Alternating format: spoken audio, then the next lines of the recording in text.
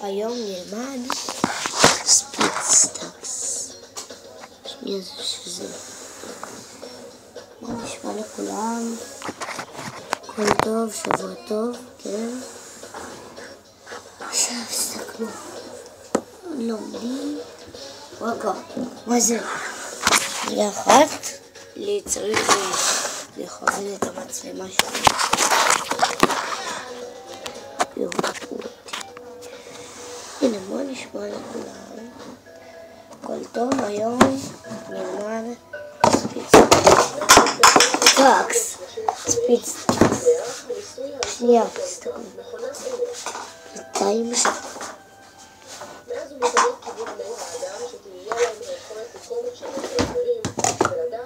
אני עם יד שבורה, אז אני לא אוכל לעשות הכל כמו שצריך.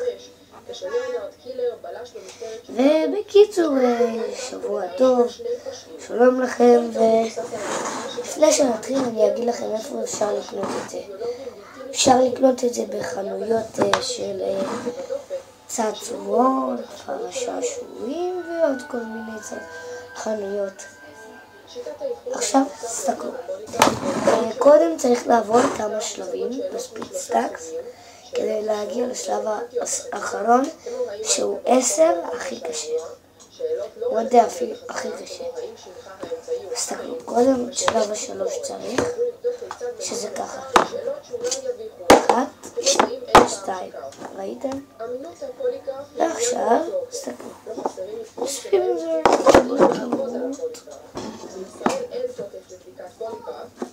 אפשר לעשות את זה בכמה דרכים, כמו שאני אסביר, או שככה, לוקחים את זה 1, 2, או שתסתכלו את זה בצורה מהירה. ועכשיו צריך לעבור שלב 6, 1, 2, 4, 6, יופי. עכשיו צריך לעבור שלב 6. עושים את זה ככה. 1, 2, 1, 2, ראיתם? אוספים את זה בצורה אלכסונית, שהכוס ככה, תסתכלו, אוספים את זה ככה, וזה ככה, ותסתכלו את זה בצורה מהירה.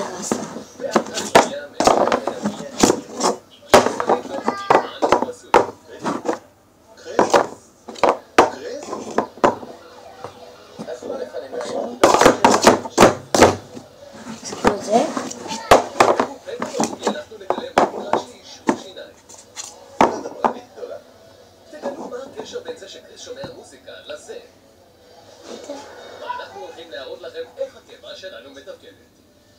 זה נראה דוחה. תסתכלו. עכשיו אפשר לקחת את כל החפיסה שנשאר לכם ולעשות ככה. אבל יותר קשה זה להרים עוד פעם, לעשות את השלושה ואחד. או שיש טיפה יותר קלה, לעשות את 2, 2, 1, 2.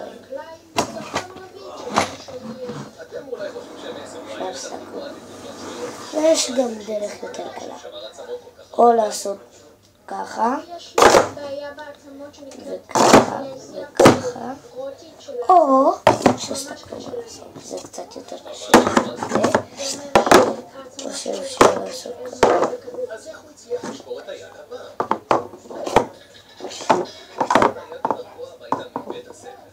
הוא הלך במורד הגבעה כרגיל, ועסק בענייניו כרגיל, אבל דעתו הייתה מוסחת. ועכשיו, תסתכלו, יש עוד שיטה יותר קלה. לוקחים אחד וזה, שמים אותו קצת לפה, ואז תסתכלו. ראיתם? זה אחד יפה. ואז אחת, רואים? זה גם. ועכשיו אני אראה לכם בהילוך איתי, ככה עושים, ככה, ככה, ככה.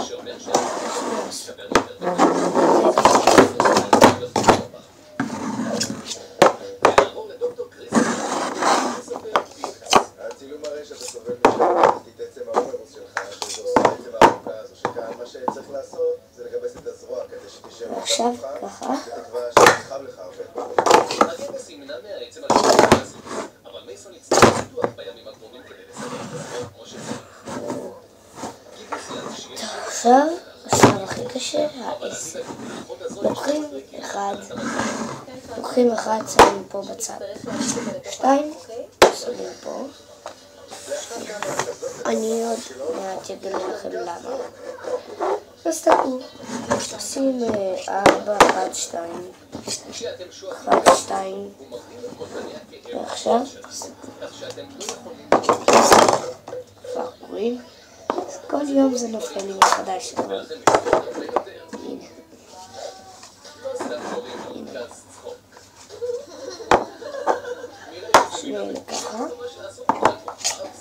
וככה זה בהילוך איתי. מה כיפות הכי אוהב לאכול? מה כיפות הכי אוהב לאכול? סברס על שיפור. סברס על שיפור, קראת אותי בעצם. סתכלו. את זה צריך בשביל לעשות ככה. סתכלו.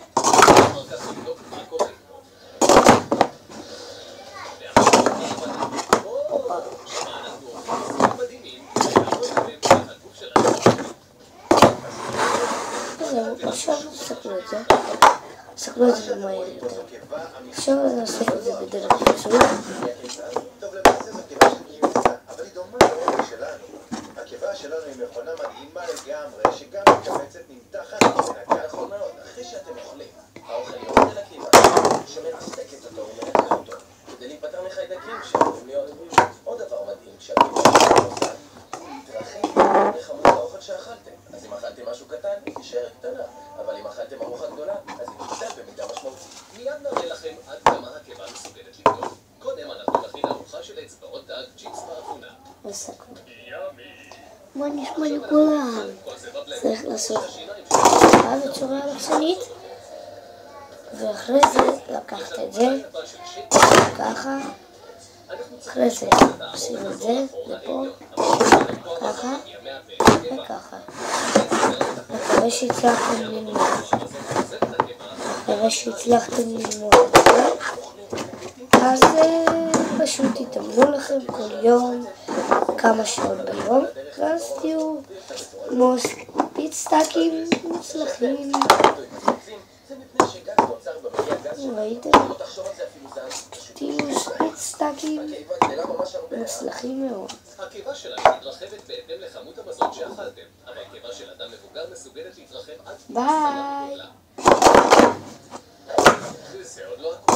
בתוך הקיבה שלנו נמצאת קבוצה חזקה מאוד. ביי לכם.